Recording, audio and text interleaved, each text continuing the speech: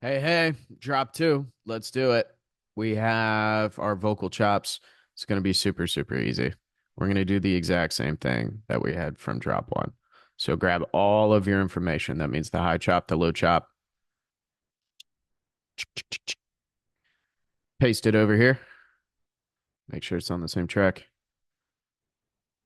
Drop it in. Boom. We got it.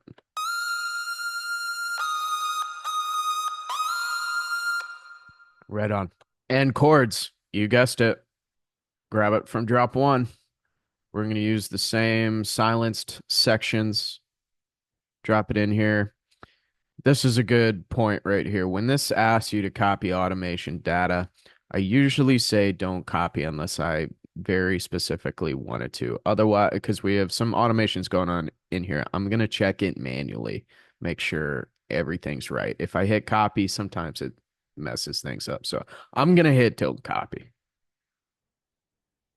I'm going to pop it here. It's going to ask me again. It's going to say, do you want to move? Don't move it. We'll do it all ourselves. It does work. I'm not saying it doesn't work, but I just would prefer to do it myself. So we copied and pasted the chords. However, we want to manage our automation. So we talked about different things that are going on. So for starters, this is the end of the song. We're approaching it here. So if we let this continue on,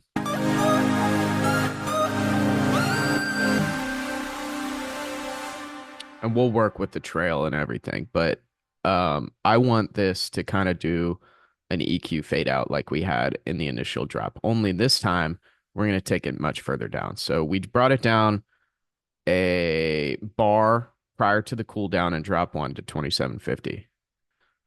I don't want that. For the last drop here, for this last section of the song, I want to take it a bar in.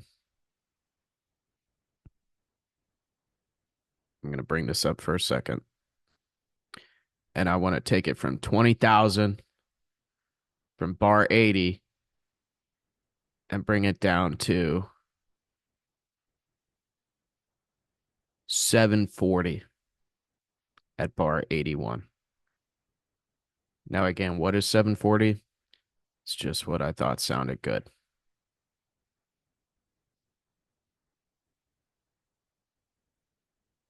All right, so you'll also notice we dropped this automation point. Now the screaming lead's doing some kind of weird stuff. So all we need to do, everything looks fine. We have it on this drop piece here. So we did that intentionally. What I'm going to do is I usually pick an organized point.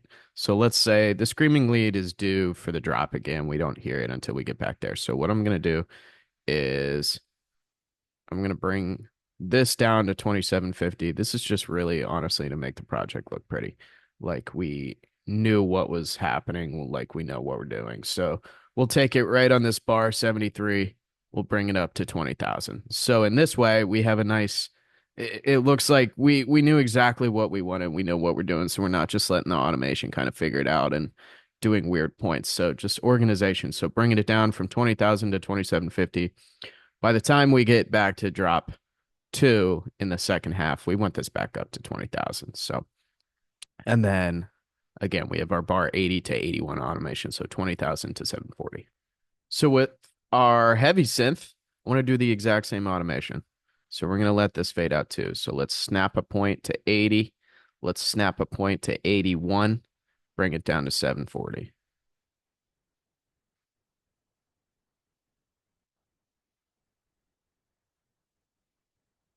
All right, now without regard to the fact that the heavy synth is going to keep trailing on, we'll deal with that later. Now we get this.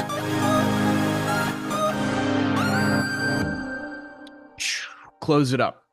Okay, while we're working on automation in our chords, we want this same chord stack gain automation in the same part here. I just want to make sure everything cuts on that muted section. So if we have this point here, the easiest way to do this is you can highlight it and you can hold Option.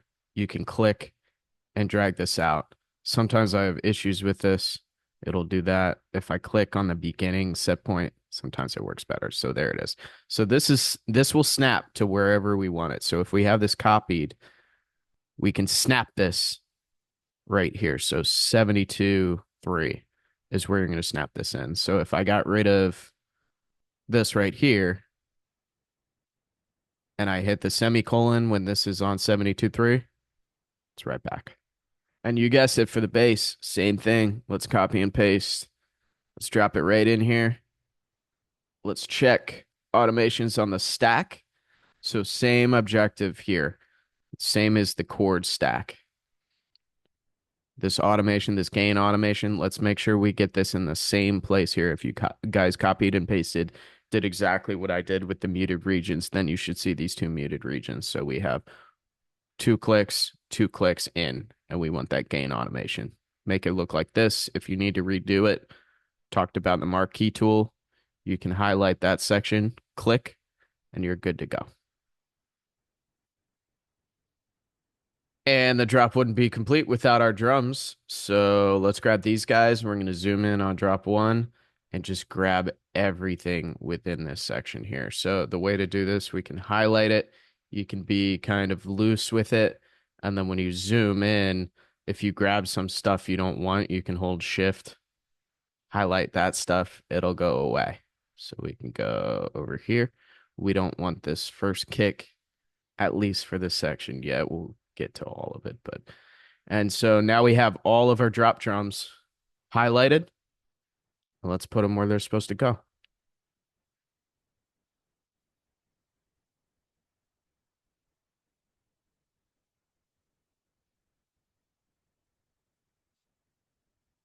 Okay, so now we have our drums. No, we don't. When you snap stuff, make sure you're paying attention. My ride snapped to it. I remember we pulled that ride back, so it was on a different beat. We want our kick right on the downbeat. So now we have our drums. All right, there is automation we need to worry about. So let's pull up our automation table, press A. And all I want to work on is the hi-hats. So guys, remember during the verse, we took it down. So let's clean this up. We want this back at 20,000 by the time we get to the drop. So I think it would be a great idea to pop an automation point here right on build 2 at 57. So now we have 4950, 4950 straight line across. And then by the time we get to here, let's just bring them back up again. So we have drop 2, 20,000. Something I've learned over the years with EQ is if you use the marquee tool, an EQ can be super responsive, but make some really unusual sounds that you don't want. So oftentimes, if you're wondering, why can't we just do the marquee tool here and just do this at 20,000, bring this up all the way? You could, but listen back to it. If it sounds clean, then it sounds clean. I like to go easy with my EQ automations just in case something happens. So for example, real quick, let's pretend I put an EQ automation on the chord stack, because this is where it's going to shine through a lot. So if I just do this normal thing, you guys don't have to do this. We're on high cut, frequency. Now we have our another EQ node in here. So let's just put it randomly. Let's put it from here. Again, you guys don't have to do this. This is for learning points. So if I drop this EQ out like that, listen to what might happen.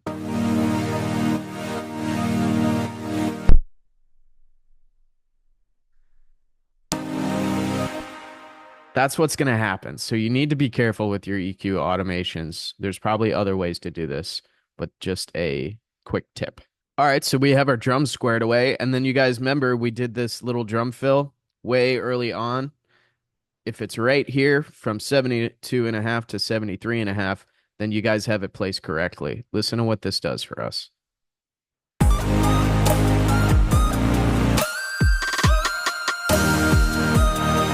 Just a little drum tease. It sounds nice. FX are copy and pasted from drop 1. So let's grab these guys. Our downer is going to be on the downbeat. Let's bring it over. Drop it in. And we have our FX as well. So now all together, we get this awesome second drop. Oh my life. Oh my life. Oh my life. Oh my life.